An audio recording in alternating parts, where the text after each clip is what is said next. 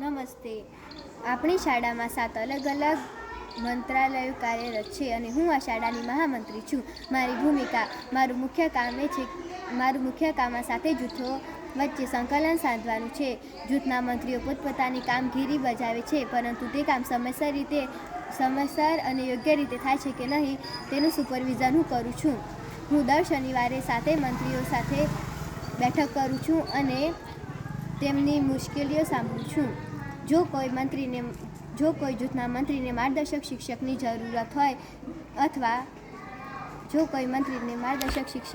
હોય અથવા હેડ teacher Hemang sir સુધી કોઈ વાત પહોંચાડવી હોય તો તે જવાબદારી મારી છે.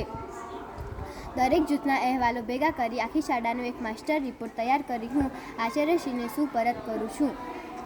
જ્યારે 2 જૂથો વચ્ચે કોઈ વિવાદ થાય ત્યારે હું એક લીડર તરીકે તે સમસ્યાનો ઉકેલ લાવવા પ્રયત્ન કરું છું.